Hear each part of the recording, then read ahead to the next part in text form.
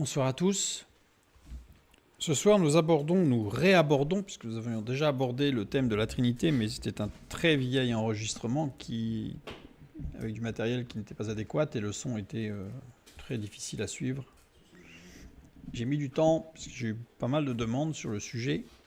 J'ai mis du temps parce que c'est un sujet qui est, pour moi, d'une priorité et d'une importance capitale, et qui en même temps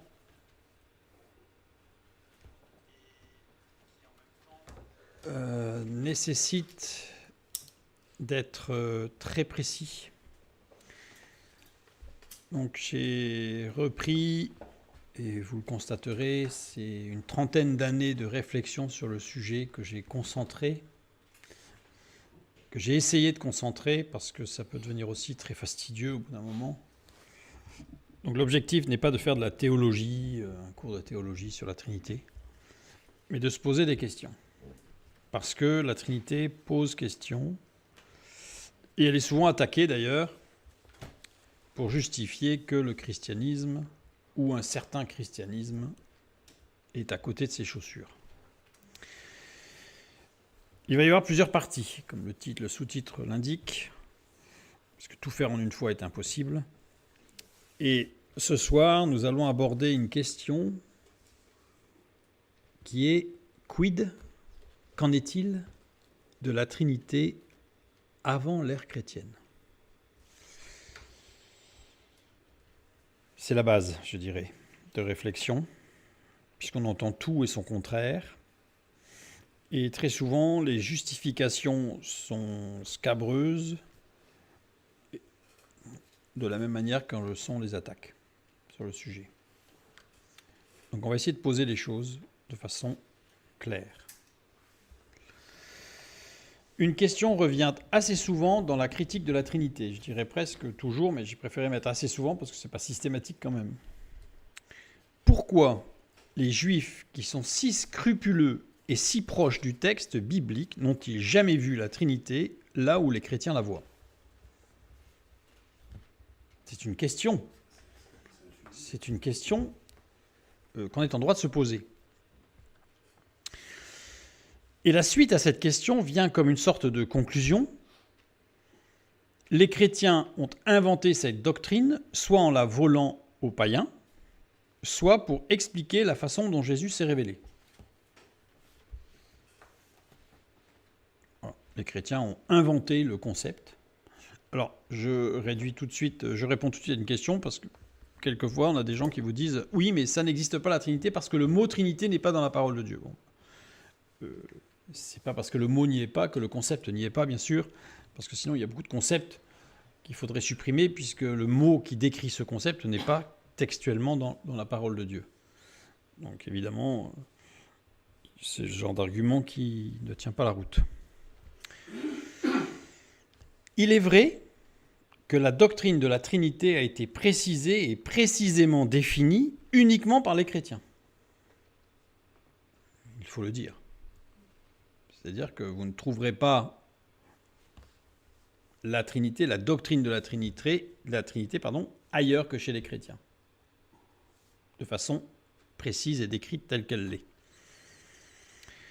Mais regardons un commentaire du Talmud de Babylone concernant Exode chapitre 24, verset 1. J'en ai pris un, et vous verrez, on va en prendre plusieurs. Dieu dit à Moïse: monte vers l'Éternel, toi et Aaron, Nadab et Abihu, et 70 des anciens d'Israël, et vous prosternerez de loin.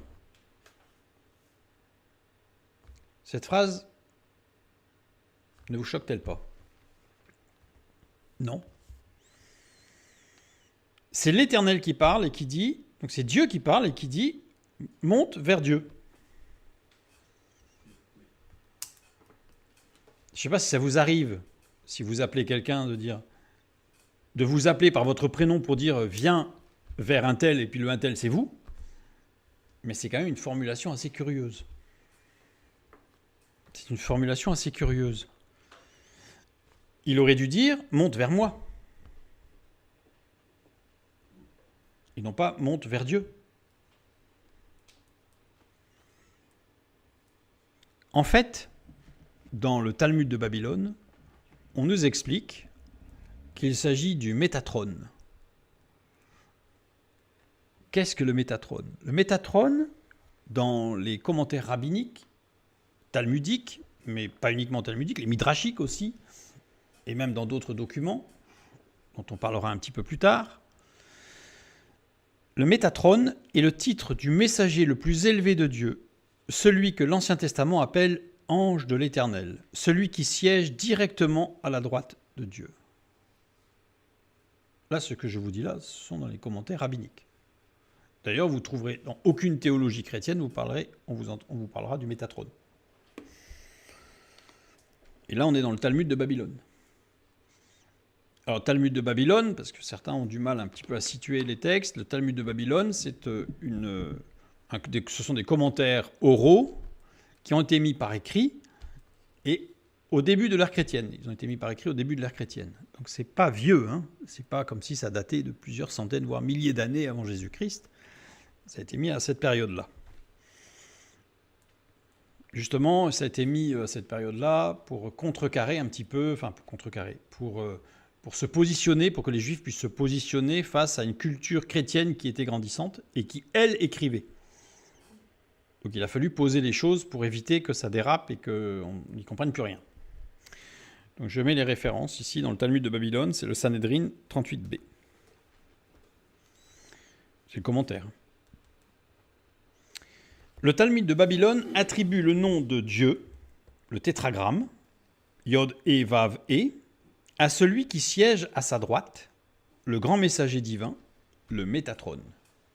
C'est-à-dire que dans le Talmud, on nous dit qu'à côté de Dieu, il y a le Métatron, l'ange de l'Éternel, qui se situe à la droite de Dieu et qui s'appelle Dieu.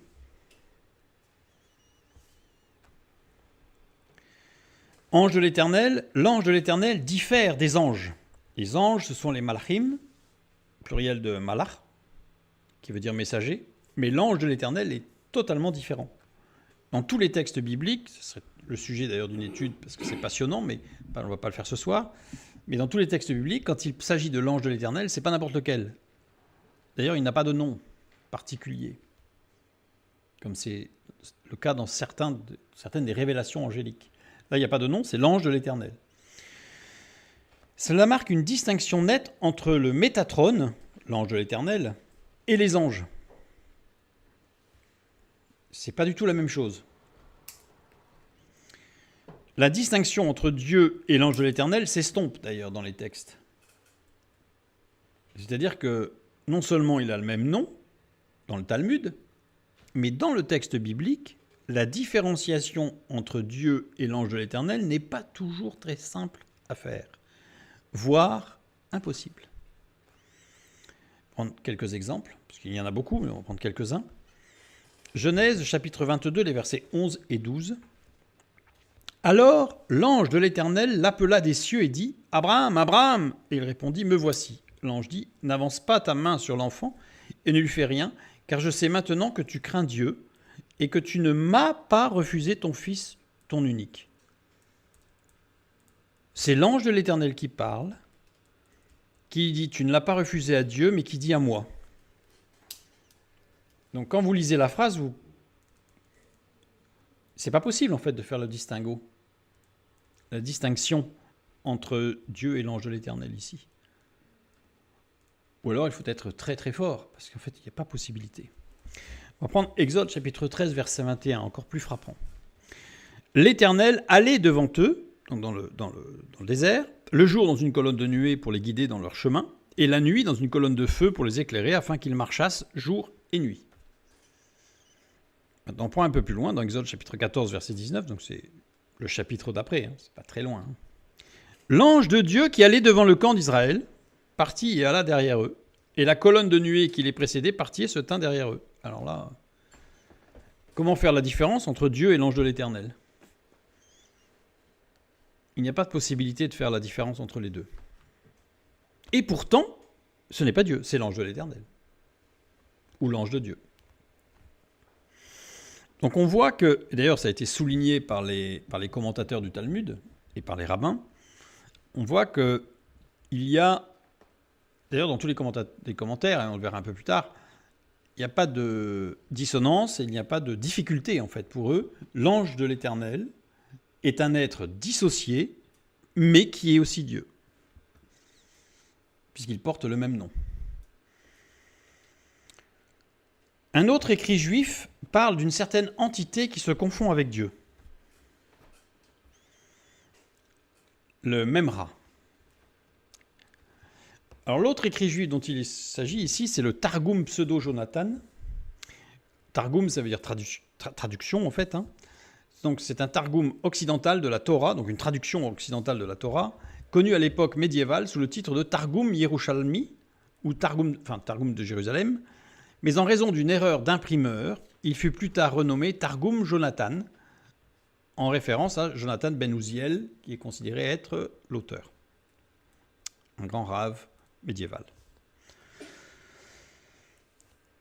Le Memra, dans ce Targum pseudo-Jonathan, donc écrit par Jonathan ben Uziel, alors ceux qui connaissent un petit peu les grands raves médiévaux, comme Maïmonide ou Rachi, Jonathan ben Uziel fait partie des très très grands, des références rabbiniques.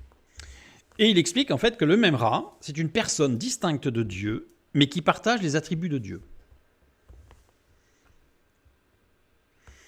Ce Targum est davantage qu'une simple traduction. Il inclut beaucoup de matériel de la Haggadah, donc de commentaires juifs, rabbiniques, rassemblés depuis diverses sources, aussi tardives que le Midrash Rabbah, ainsi que du matériel plus ancien du Talmud. En fait, c'est une sorte de concaténation de beaucoup de choses. C'était au Moyen-Âge. Donc ça veut dire qu'il y a eu presque 1000 ans qui se sont passés, en fait, entre le début de l'écriture du Talmud et du Midrash, jusqu'à ce Targum, qui est une traduction qui inclut beaucoup de commentaires. Bon, ça ne veut pas dire que cette traduction elle est parfaite, mais elle inclut des commentaires. En tout cas, elle est intéressante, à défaut d'être parfaite. Elle en est loin d'être parfaite d'ailleurs. On nous dit, dans ce Targum, que l'autre nom est littéralement traduit par la parole de Dieu. C'est-à-dire que l'autre nom, le Memra, cette entité qui se confond avec Dieu, qui a ses attributs, mais qui n'est pas Dieu tout à fait, enfin, on va le définir au fur et à mesure. Un autre nom, je parle que d'écrits juifs, pour l'instant je ne parle absolument pas d'écrits chrétiens, j'en parlerai pas d'ailleurs. On va rester sur avant l'ère chrétienne. Là on est dans l'ère chrétienne au Moyen-Âge, mais on part sur les sources juives. Cet autre nom, c'est la parole de Dieu. Je fais une citation du Targum. Le Saint, béni soit-il, a créé le monde par le Memra, par la parole de Dieu. Je mets les références. Je mettrai toutes les références.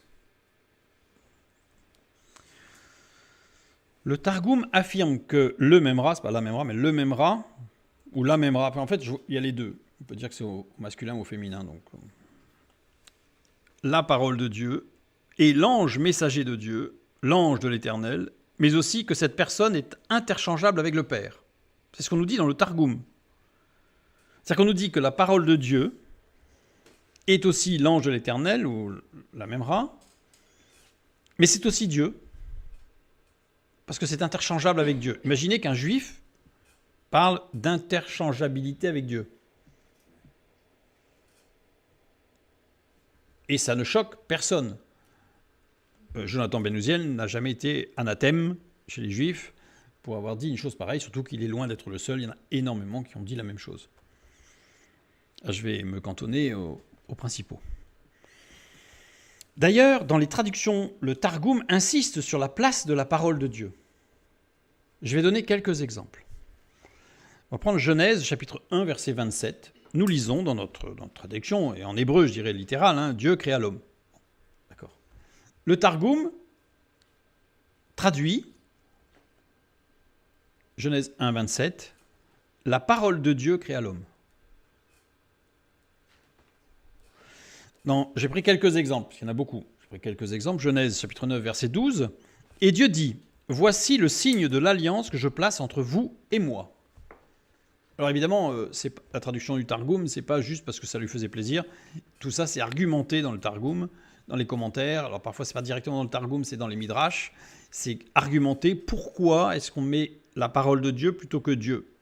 Il y a des raisons qui sont basées sur le texte ou sur l'ensemble des textes, qui sont plus ou moins justifiées. Bon, ce n'est pas le sujet, mais ce que je voulais montrer surtout, c'est que l'idée même d'une pluralité dans l'unicité de Dieu n'est absolument pas une création chrétienne.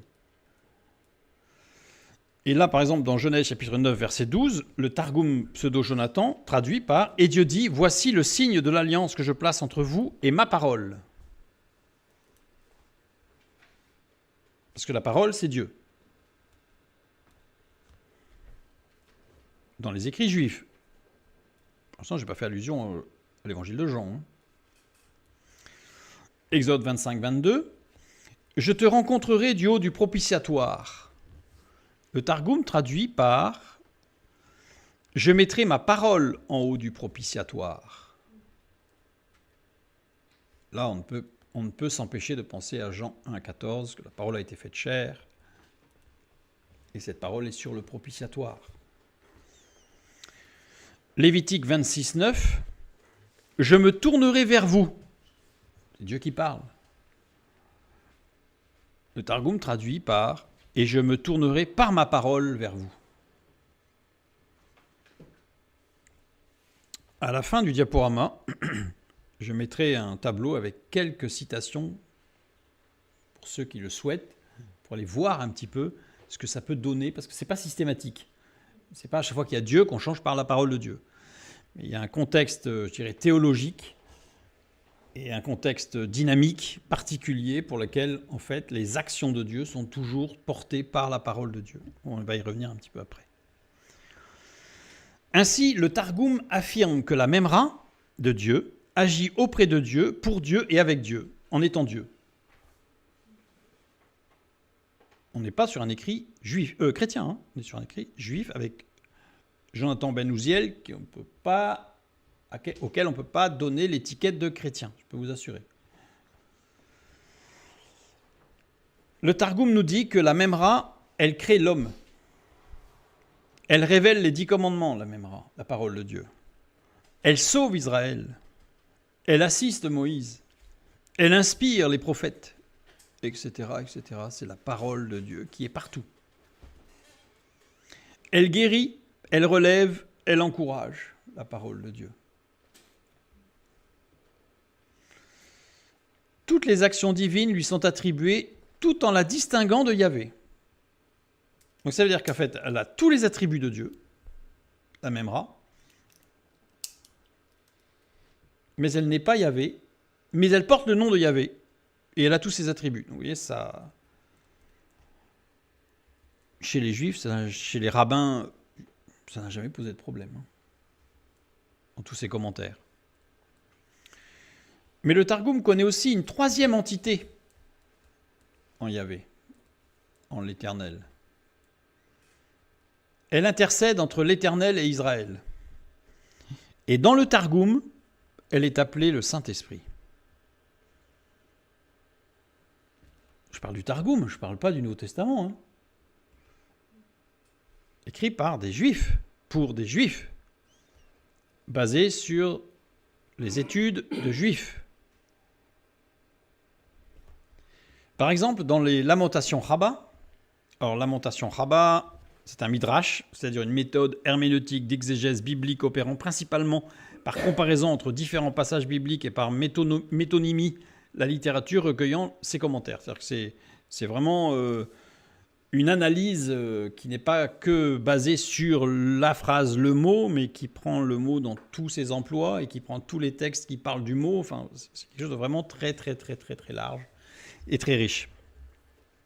Donc le Lamentation Rabbah, c'est un midrash qui est sur le livre des Lamentations, sur le livre des Lamentations de Jérémie, écrit entre le 5e et le 7e siècle après Jésus-Christ.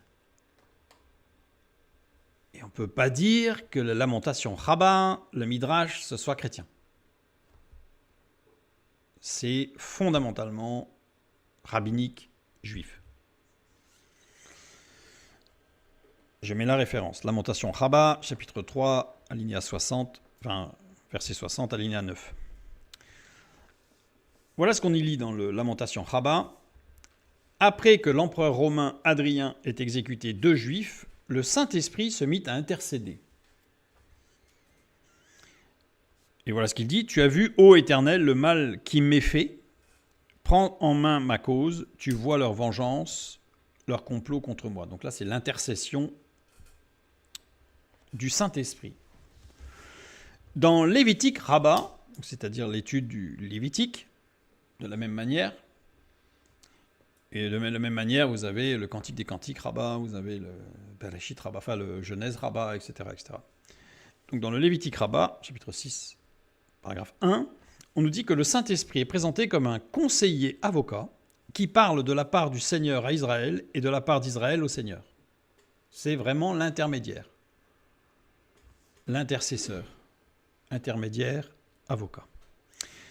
Ça nous rappelle évidemment Romains chapitre 8, versets 26 et 27, écrit par l'apôtre Paul qui était un pharisien, complètement imprégné des textes rabbiniques, une sommité sur le sujet, et qui en réalité n'a pas, comme on dit, réinventé l'eau chaude. C'est-à-dire qu'en fait, il a tout simplement explicité ce qui existait déjà. Et il nous dit, « De même aussi, l'Esprit nous aide dans notre faiblesse, car nous ne savons pas ce qu'il nous convient de demander dans nos prières. Mais l'Esprit lui-même intercède par des soupirs inexprimables, et celui qui sonde les cœurs connaît quelle est la pensée de l'Esprit, parce que c'est selon Dieu qu'il intercède en faveur des saints. » Le Saint-Esprit intercède. Et l'apôtre Paul n'a pas inventé. C'est-à-dire qu'en fait, c'est la suite. De toute façon, la nouvelle alliance n'est que la suite de l'ancienne.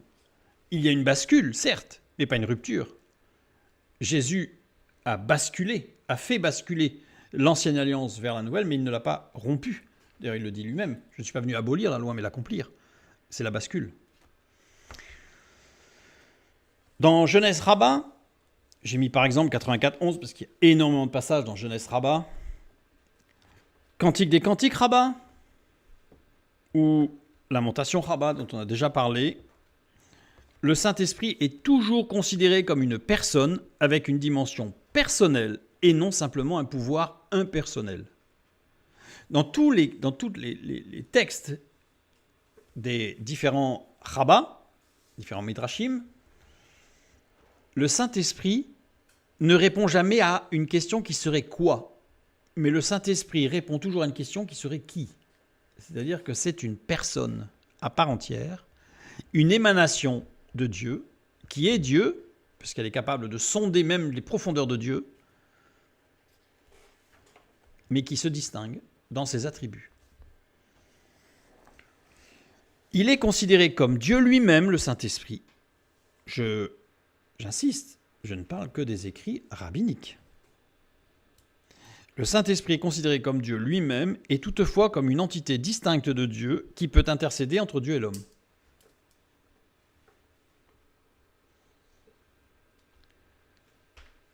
Philon d'Alexandrie donne aussi un éclairage enrichissant, parce que, on va voir, je vais vous donner d'autres exemples après dans les Rabbah et les Midrashim, mais après on pourrait y passer jusqu'à demain matin, et ça serait même la semaine, je pense, qu'on n'aurait pas fini. Philon d'Alexandrie donne aussi donc un éclairage intéressant. Qui est Philon d'Alexandrie ? C'est un philosophe juif hellénisé, qui parle grec, né à Alexandrie vers 20 avant Jésus-Christ, mort vers 45 après Jésus-Christ, qui était donc contemporain des débuts de l'ère chrétienne. Il vécut à Alexandrie, qui était alors le grand centre intellectuel de la Méditerranée, avec une forte communauté juive dont Philon était un des représentants auprès des autorités romaines. Son œuvre abondante est principalement apologétique, c'est-à-dire l'étude de la parole. Philon d'Alexandrie n'était pas chrétien. Il affirme dans ses écrits qu'il existe 3 figures divines dans l'Ancien Testament qui font ce que Dieu seul fait.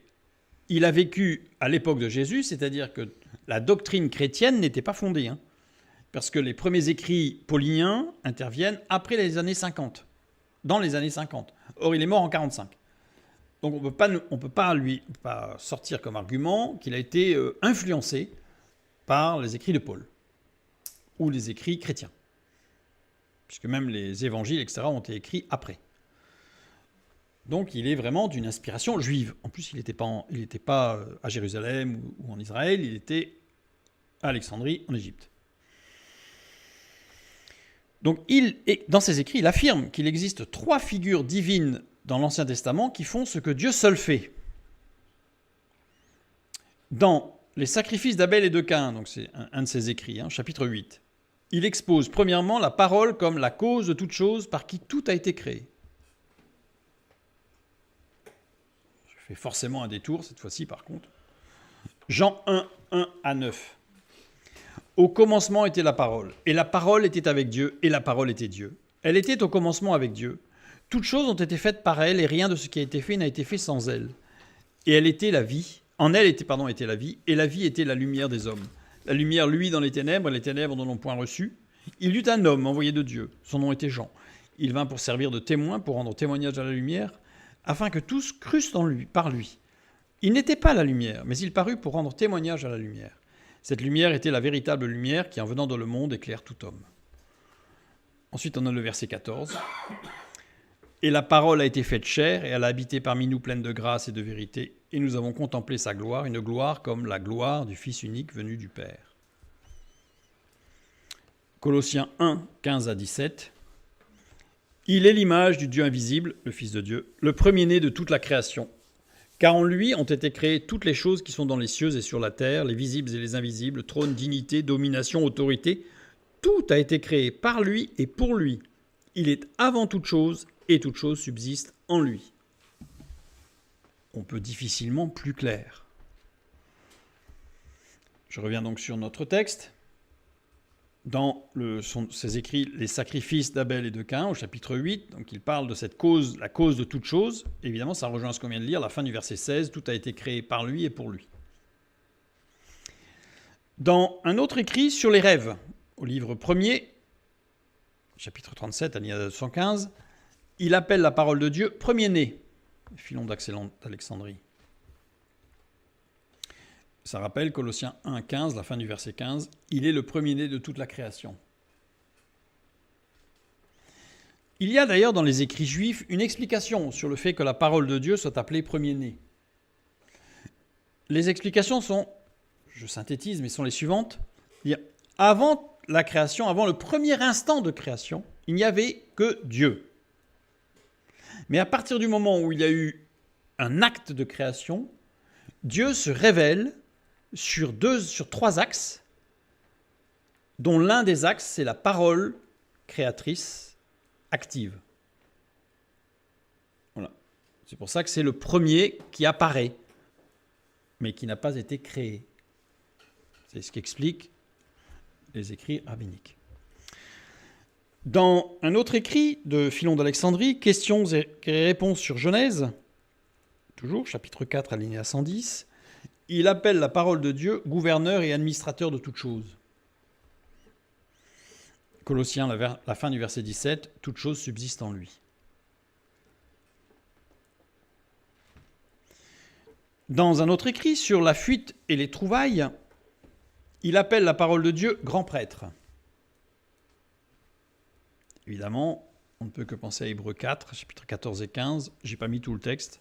Nous avons un grand souverain sacrificateur qui a traversé les cieux, Jésus, le Fils de Dieu, car nous n'avons pas un souverain sacrificateur qui ne puisse compatir à nos faiblesses. Au contraire, il a été tenté comme nous en toutes choses sans commettre de péché.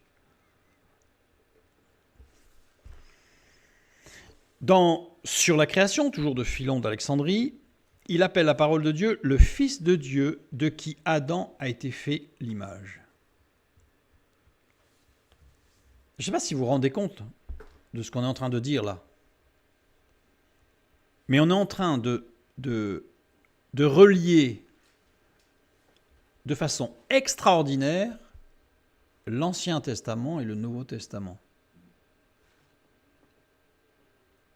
On a essayé de créer une rupture entre les deux, mais il n'y a pas de rupture.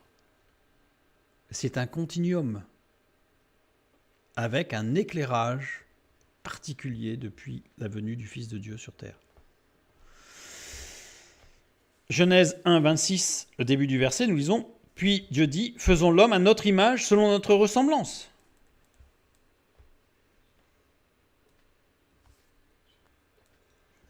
Romains 8, 39, car ceux qu'il a connus d'avance, il les a aussi prédestinés à être semblables à l'image de son Fils. Et là, on se rend compte que Paul, il n'a fait que continuer ce que Dieu avait déjà révélé. Mais on va le voir un peu plus loin, d'une façon particulièrement précise. Et on va voir pourquoi. Dans un autre texte de Philon d'Alexandrie, sur la confusion des langues, il suggère que le Messie, dont il est question en Zacharie, ne serait pas un simple homme, mais une personne divine. Serait un homme divin. Philon d'Alexandrie, qui a vécu entre moins 20 et plus 45. Il fait donc un lien entre les prophéties de Zacharie sur le Messie et la figure de l'image du premier-né, du Fils, c'est-à-dire de la parole. C'est Philon d'Alexandrie, je dirais, le premier qui a fait le lien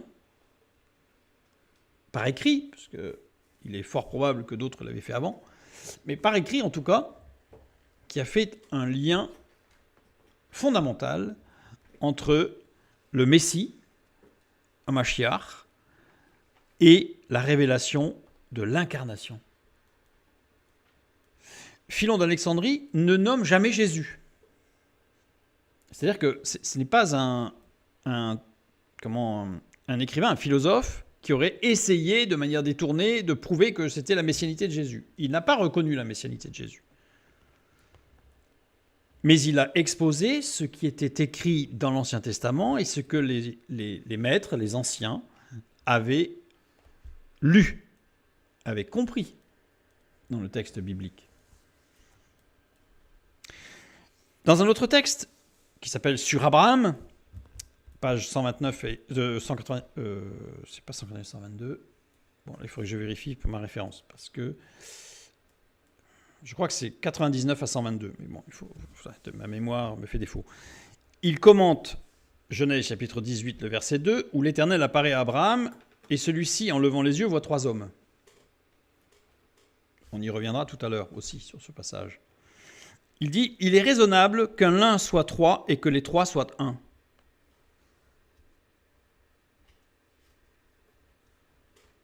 C'est quand même énorme.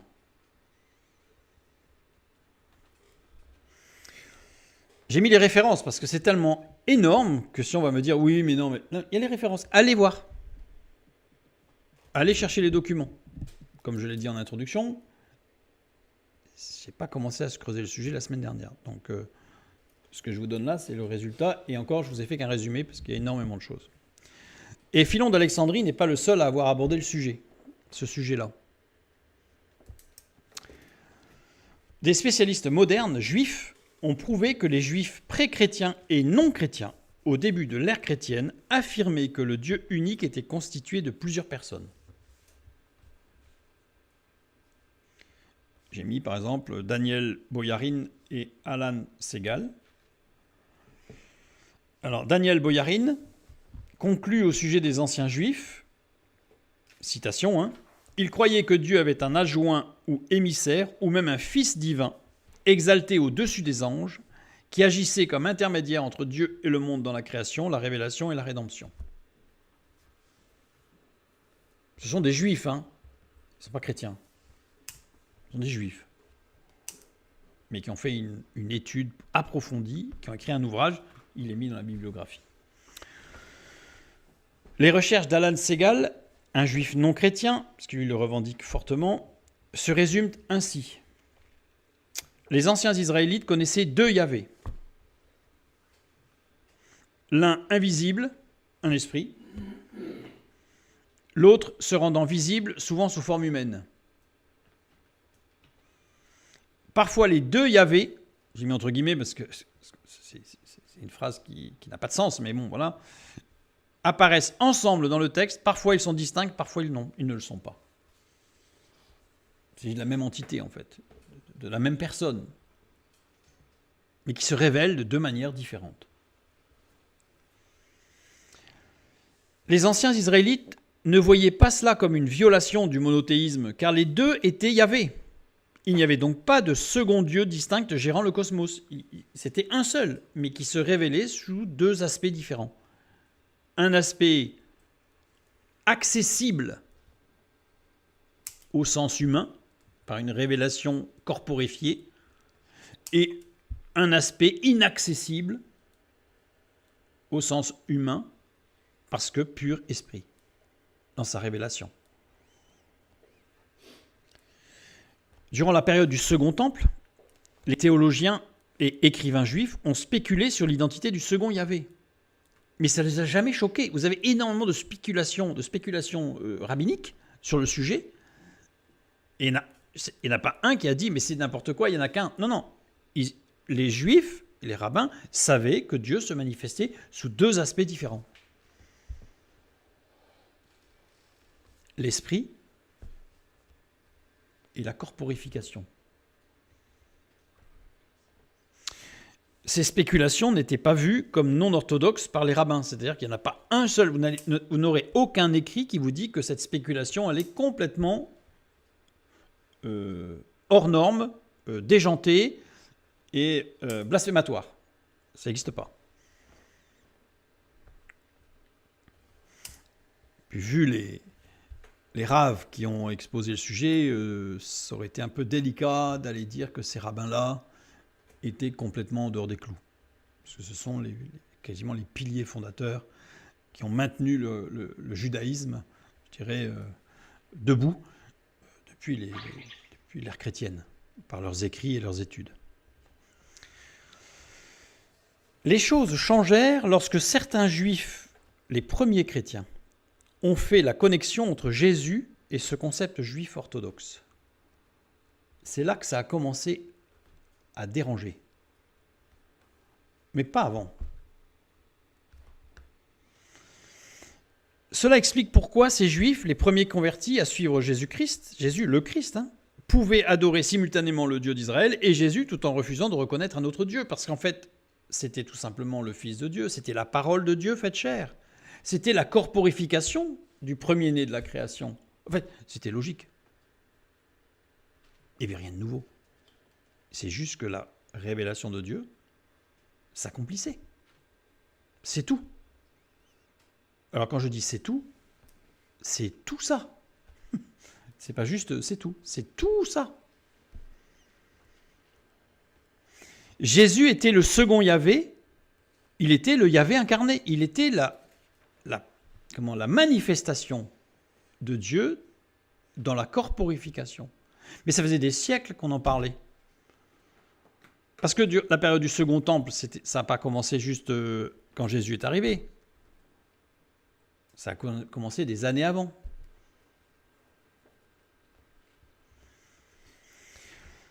En réponse à cela, donc à cette transformation, à cette conversion de beaucoup de juifs au christianisme, à Jésus-Christ, en réponse à cela, le judaïsme a rejeté comme hérésie l'idée des deux pouvoirs célestes au second siècle après Jésus-Christ. C'est là que ça a commencé en fait. C'est là que ça a commencé, mais en réaction. Cependant, comme on l'a vu, l'exégèse rabbinique a continué dans la même direction qu'au départ, jusqu'au Moyen-Âge. Avec Jonathan Ben Uziel, dans le Targum Proto-Jonathan, qui a bien explicité les choses. Parce qu'il ne pouvait pas renier ce qui faisait la base du judaïsme.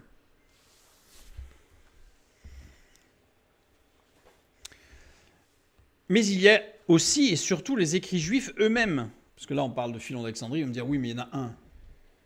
Bon, c'est un philosophe juif, il vit en Égypte, il était peut-être un peu spécial, ce monsieur, pourquoi pas. Bon, ceci étant, les juifs ne l'ont pas rejeté. Mais bon, il y a d'autres écrits.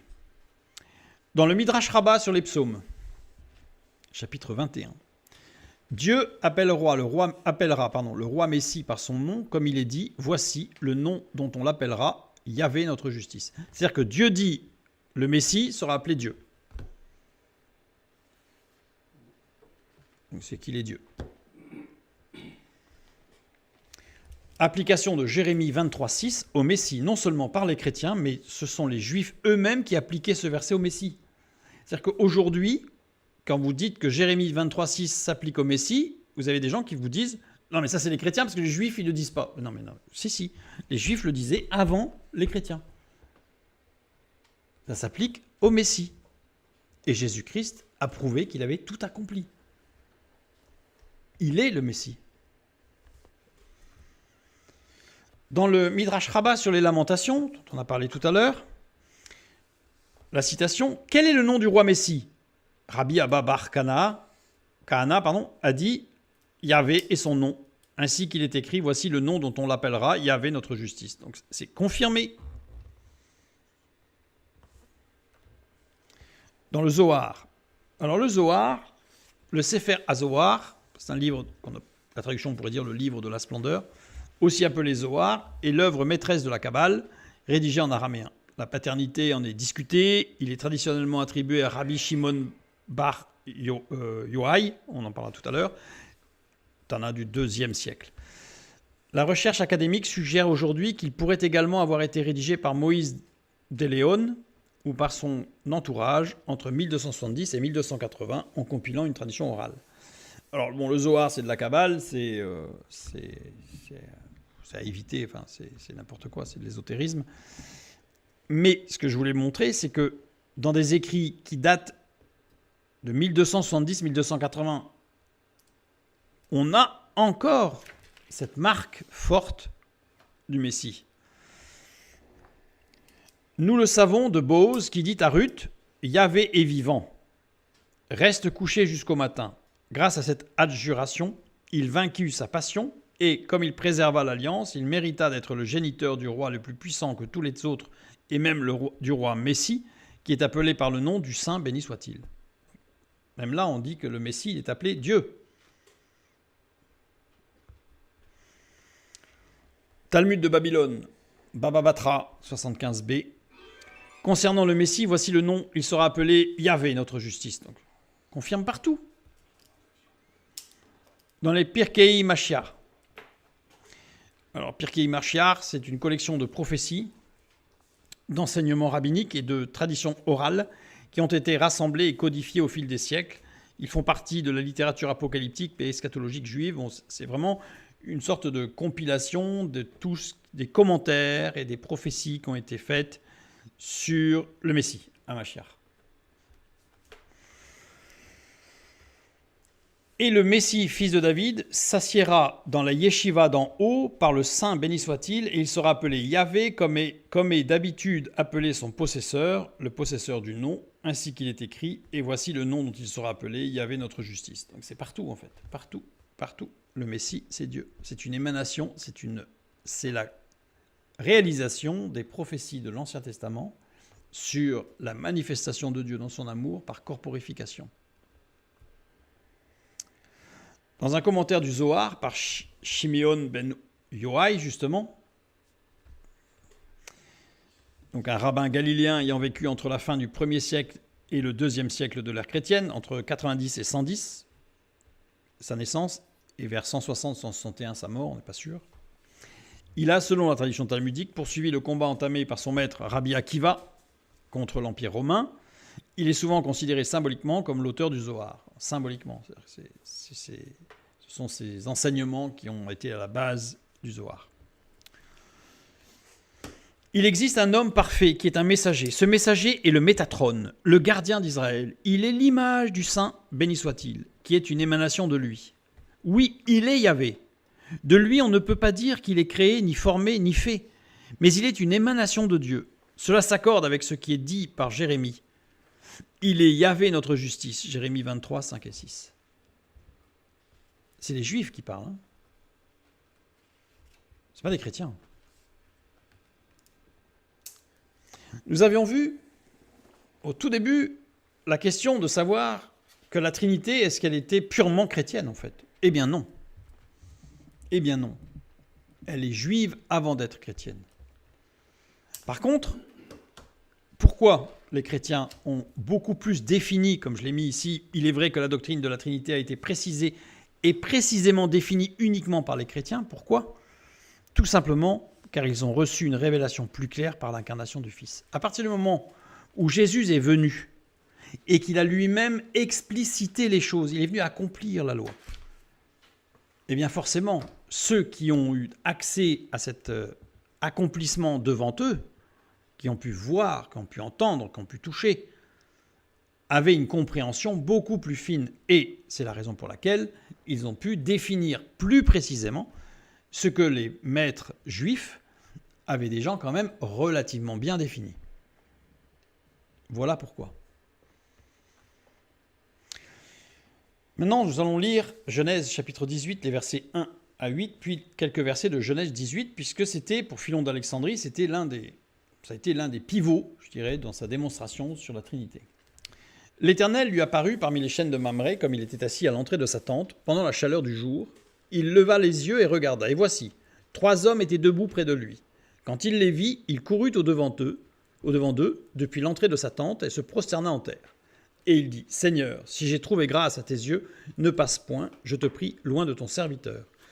Permettez qu'on apporte un peu d'eau pour vous laver les pieds.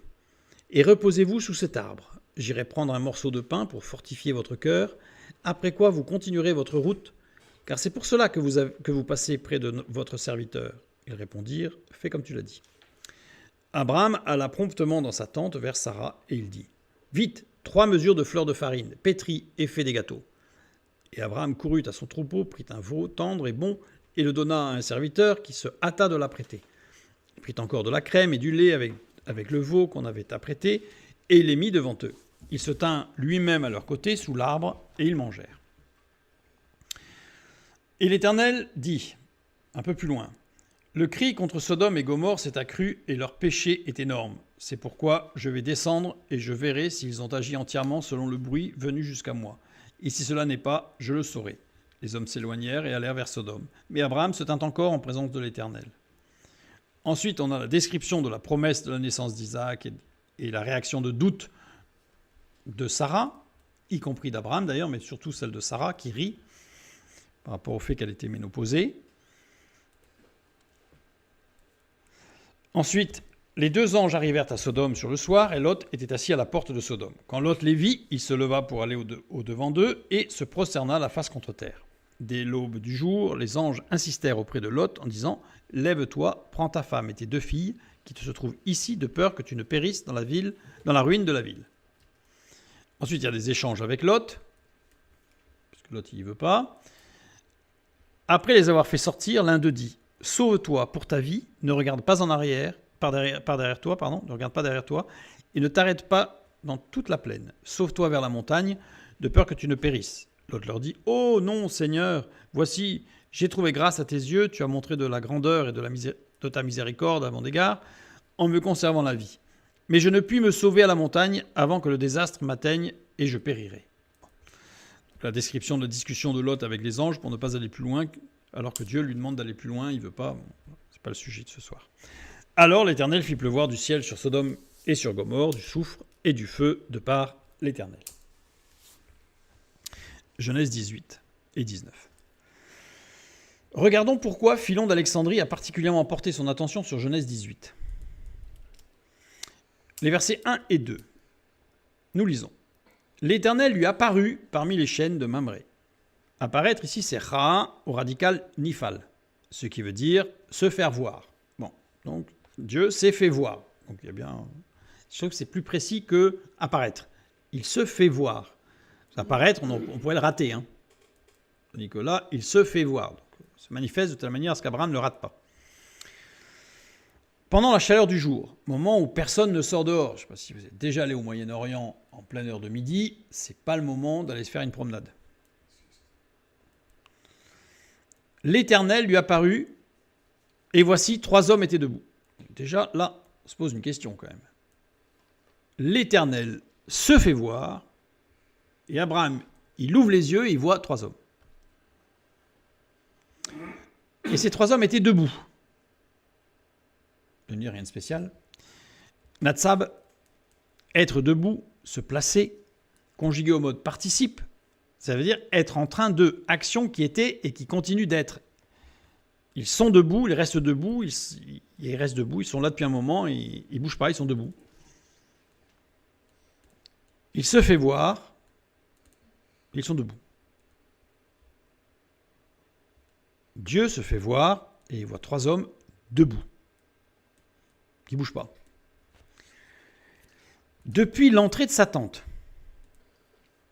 mi-pétard, c'est bien porte d'entrée, avec une préposition, la lettre Meim, lorsqu'il est au début du mot, il décrit un espace géographique. On est bien à la porte d'entrée, un espace géographique. Ce mot qui veut dire à l'entrée, on traduit depuis l'entrée ou à l'entrée, mais c'est à l'entrée. Bien.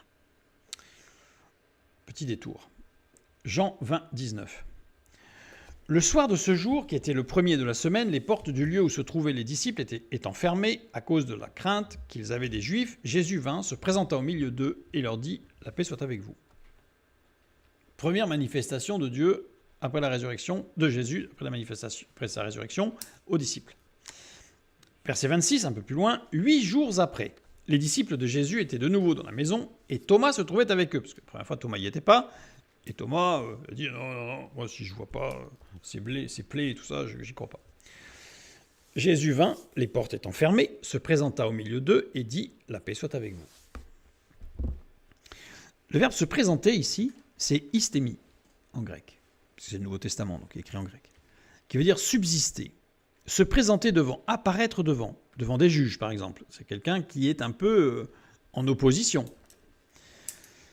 Il est conjugué à l'aoriste second.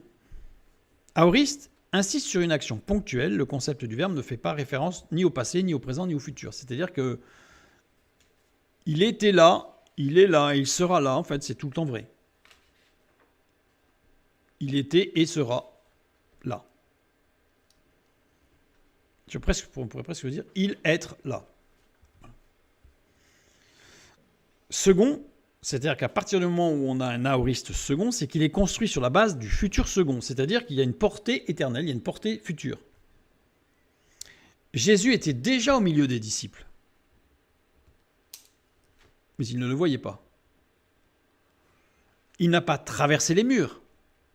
Il était déjà là et il s'est rendu visible.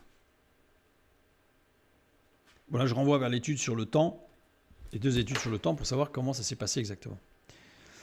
Et là, istémie est précis parce qu'il se présente devant quelqu'un qui est prêt à le juger, en fait. C'est Thomas qui est là. Jean 20, 24 et 25.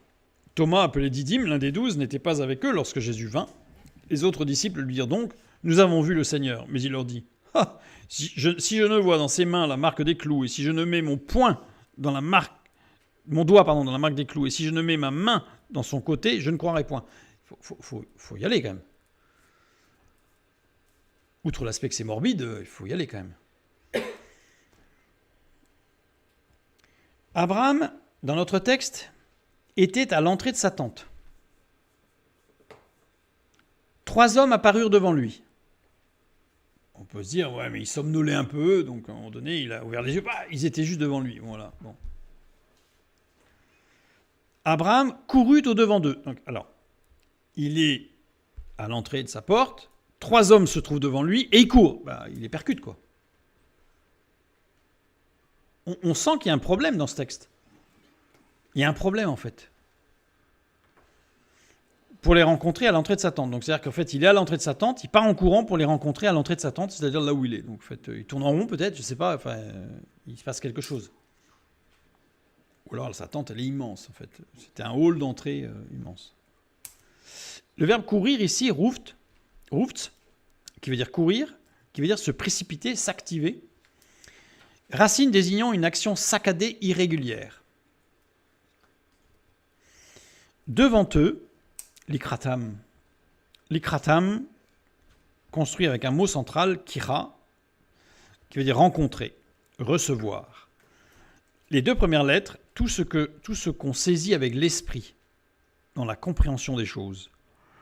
Reish, c'est le principe, et ensuite les 3 lettres suivantes, l'ipséité de l'ensemble. C'est-à-dire, l'ipséité, c'est l'essence même de l'ensemble de ce qui se présente. il a saisi par l'esprit le principe de ce qui se passait.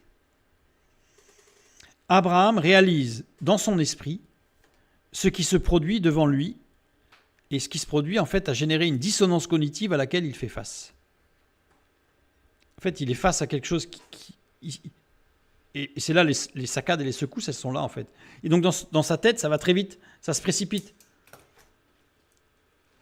Je ne sais pas si vous est déjà arrivé, par exemple, de somnoler et tout d'un coup de vous réveiller et vous vous retrouvez dans une situation où il faut que vous compreniez ce qui se passe. Et ça va très très vite dans la tête.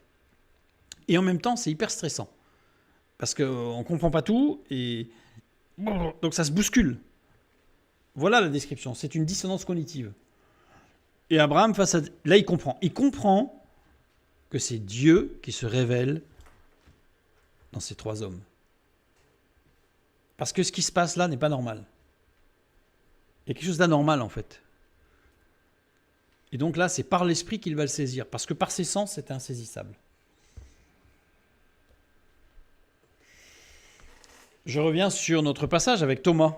Vous savez, quand Thomas qui dit non, moi si je ne mets pas mes dents. Et là, 8 jours après, donc les disciples de Jésus étaient de nouveau dans la maison et Thomas se trouvait avec eux. Jésus vint, les portes étant fermées, se présenta au milieu d'eux et dit « La paix soit avec vous ».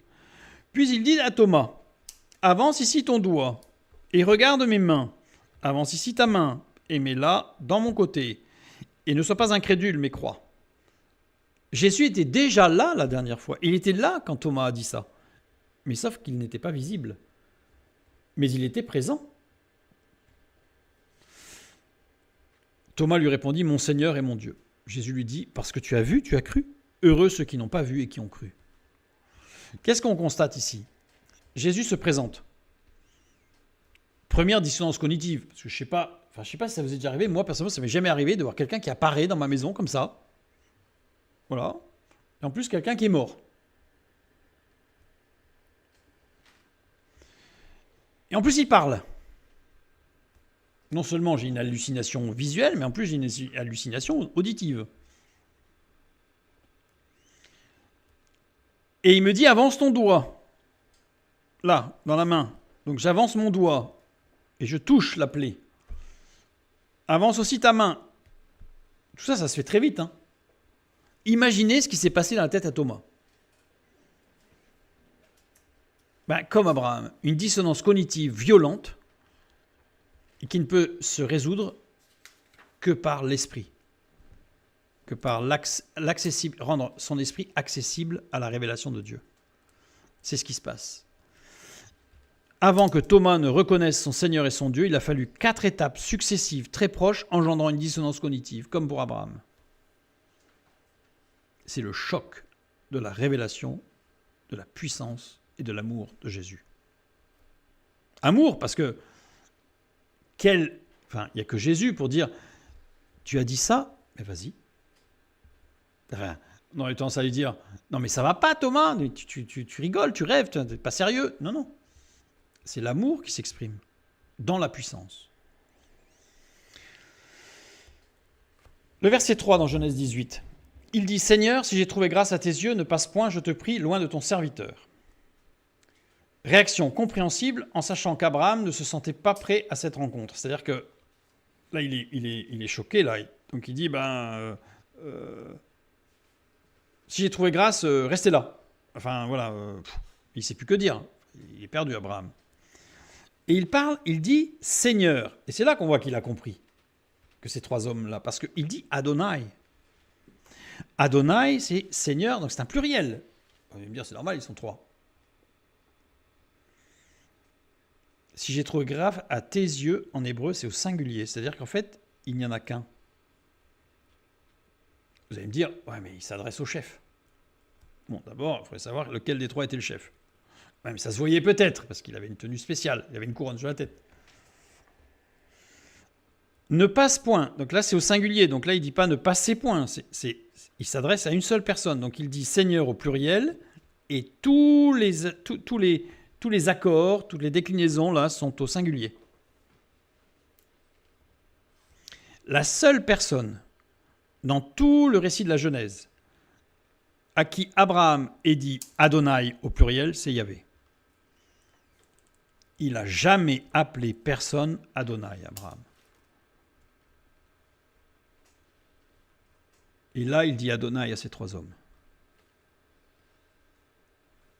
Il a reconnu, il sait, il est un peu perdu, mais il sait, il a compris dans son esprit que c'était Dieu qui se révèle. Tout le passage fait état de sujets au pluriel et de verbes ou de compléments au singulier concernant ces 3 hommes. Dans tout Genèse 18, il y a toujours les 3 hommes, c'est comme si en français on disait les 3 hommes dit. Tout, c'est pas un, c'est tous.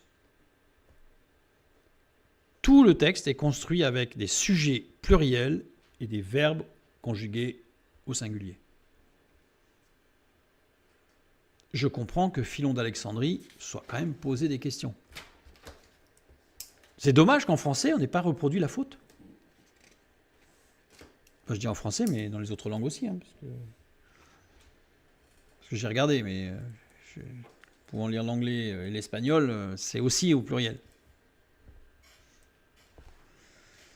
Mais il y a aussi des formes d'insistance particulières, très bizarres, on va dire. Par exemple, Genèse 18, verset 1 à 8, à un moment donné, il est dit, je crois que c'est au verset 8, Abraham alla promptement dans sa tente vers Sarah et dit, vite, 3 mesures de fleurs de farine pétrie et fais des gâteaux. Vous allez me dire, qu'est-ce qu'il y a de bizarre? Promptement, Mahar. Mahar, c'est un radical piel, très stressé. Il est anxieux, il est stressé.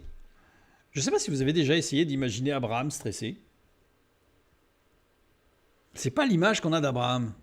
Surtout que là, il est quand même âgé. C'est-à-dire que ce n'est pas un petit jeune qui va se stresser. Il a quand même un peu d'expérience, Abraham. Mais là, il est complètement stressé.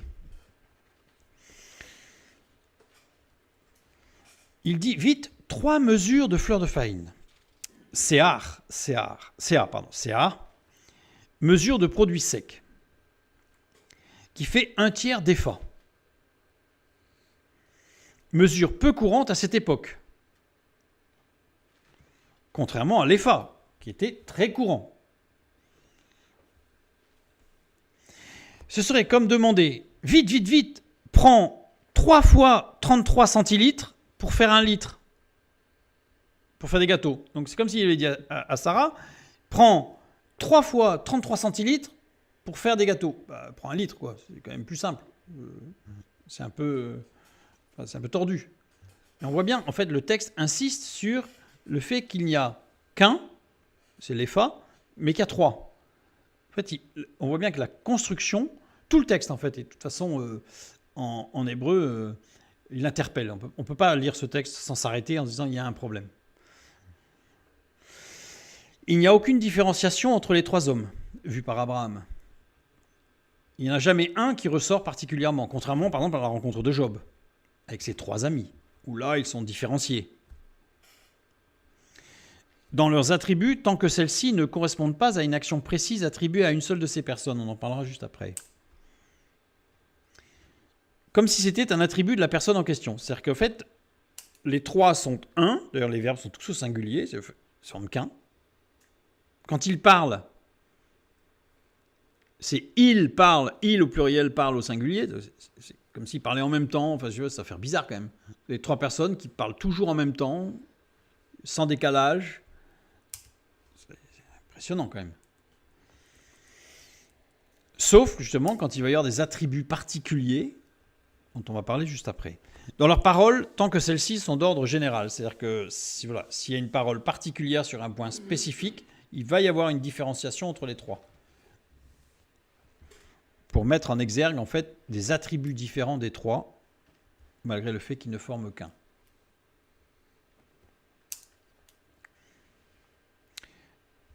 Une comparaison avec la visite des 3 hommes à Job montre la particularité de celle-ci. C'est-à-dire que quand on regarde la visite des trois hommes qui vont voir Job, en fait, on voit bien qu'il y a du pluriel, les verbes sont pluriels, enfin, tout est cohérent, en fait. Tandis que là, il n'y a pas de cohérence, en fait. Sauf si on saisit qu'il s'agit de Dieu, Adonai. Et là, tout devient cohérent. D'un seul coup, quand on saisit par l'esprit ce qui se passe, tout devient cohérent. Philon d'Alexandrie ne s'y est pas trompé et de très nombreux rabbins ne s'y sont pas trompés non plus. Les trois attributs des trois personnes, justement. Genèse 18, versets 20 et 21. Et l'Éternel dit, le cri contre Sodome et Gomorrhe s'est accru et leur péché est énorme. C'est pourquoi je vais descendre et je verrai s'ils ont agi entièrement selon le bruit venu jusqu'à moi, et si cela n'est pas, je le saurai. C'est l'Éternel qui parle, Yahvé, Yod et Vav et le tétragramme, qui dit je descendrai, je verrai jusqu'à moi, et si cela n'est pas, je le saurai. Genèse 18, verset 22, le verset qui suit. Les hommes s'éloignèrent, ils allèrent vers Sodome, mais Abraham se tint encore en présence de l'Éternel. Alors, je descendrai jusqu'à Sodome, c'est Dieu qui parle, mais Dieu il est resté avec Abraham. Bon, vous allez me dire, oui, mais Dieu il est omniprésent. C'est pas faux, mais à ce moment-là, dans la structure de la phrase, on aurait construit la phrase autrement. Les trois hommes, c'est je. Les trois hommes, c'est je. Toujours l'Éternel, Yahvé. Au psaume 2, au verset 7, nous lisons quelque chose d'important. Je publierai le décret. L'Éternel m'a dit, tu es mon fils, je t'ai engendré aujourd'hui. Le psaume 2, au verset 7, montre que l'Éternel est aussi le Père. Yahvé est aussi le nom donné à Dieu le Père, puisque c'est l'Éternel m'a dit, tu es mon fils, je t'ai engendré aujourd'hui. Les trois personnes sont englobées dans les paroles générales, comme je l'ai dit tout à l'heure. Certaines paroles sont attribuées à un seul de ces hommes, les paroles de connaissance. L'omniscience et la connaissance de l'avenir appartiennent au Père. Quand il est parlé de « je ferai ceci », là il n'y en a qu'un. Parce qu'il n'y a que Dieu qui sait. Il n'y a que Dieu le Père. C'est l'attribut du Père de manifester l'organisation, la planification du projet divin. Genèse, toujours le verset 22, 18-22, les hommes s'éloignèrent et allèrent vers Sodome, mais Abraham se tint encore en présence de l'Éternel. Encore, il se tint encore en présence de l'Éternel. Ovd qui veut dire néanmoins, cependant. Mais Abraham se tint cependant en présence de l'Éternel. Abraham se tint. C'est Dieu qui resta et c'est Abraham qui se tint dans sa présence. C'est pas Abraham qui est resté et Dieu qui s'est tenu en présence d'Abraham. C'est une subtilité peut-être, mais c'est Dieu qui est resté. Et Abraham, il n'est pas allé voir ce qui se passait à Sodome. Il n'est pas rentré chez lui, il est resté là. Parce que Dieu est resté là. Mais l'Éternel est resté là, mais qui est-elle descendu alors à Sodome ? En présence de l'Éternel pour parler du plan divin. Ça, c'est l'attribut du Père. Ça, c'est l'attribut du Père.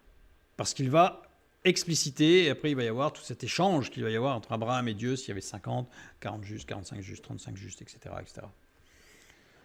Où Dieu va apprendre quelque chose à Abraham ici. Fait aussi partie des attributs de Dieu le Père, justement, le plan divin. Continue. Les hommes s'éloignèrent et allèrent vers Sodome. Les hommes, il s'agissait des deux envoyés de Dieu. C'est-à-dire qu'ils étaient trois, il y en a un qui est resté, c'est Dieu le Père, et il y en a deux qui sont partis. Genèse 19, début du verset 1. Les deux anges arrivèrent à Sodome sur le soir. C'est bien de deux. C'est bien de deux. Hein. Ange, malach. Messager envoyé de Dieu. Là, on n'a pas l'ange de l'Éternel, puisqu'ils sont deux. Et l'ange de l'Éternel, il peut n'y avoir qu'un. Il n'y en a qu'un. Le même rat. La parole de Dieu, il n'y en a qu'un. Il s'agissait de deux envoyés. Donc il y avait le Fils qui est engendré par le Père, Hébreux 5, et le Saint-Esprit qui procède du Père.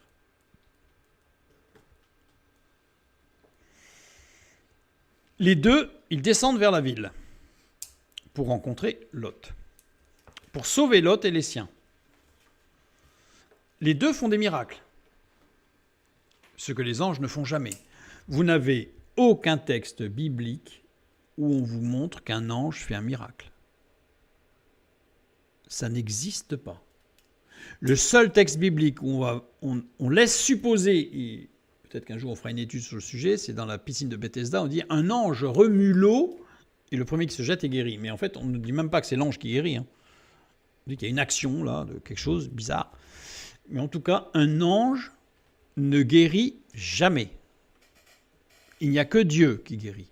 Or là, ces deux envoyés de Dieu font des miracles. Ils aveuglent les gens de Sodome. Ils vont retirer Lot et fermer la porte, etc. Il va se passer beaucoup de choses.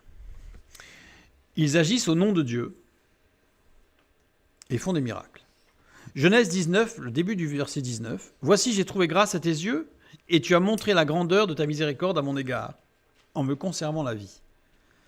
Tes yeux, tu as ta miséricorde. » Il n'y a plus qu'une seule personne avec Lot. Parce que là, c'est au singulier. Il n'y a qu'une seule personne avec Lot. Mais l'autre personne est où? Qui l'accompagne dans sa marche? Il n'y en a qu'une qui l'accompagne dans sa marche. Je renvoie sur des passages pour montrer. Eh bien, c'est le Saint-Esprit qui va l'accompagner dans sa marche. Parce que le Fils qui procède du Père, lui, accomplira le jugement. Parce que c'est le divin juge. On a les trois attributs. L'autre est resté pour exercer le jugement sur les deux villes. C'est le Fils engendré par le Père. Ce sont les attributs des trois manifestations divines. Le plan divin, le jugement, l'accompagnement. Jugement, rédemption, là ensemble. Et le Saint-Esprit qui accompagne. C'est pour ça que Jésus va dire, je vais au Père et je vous envoie le Saint-Esprit. Le consolateur, celui qui va vous accompagner.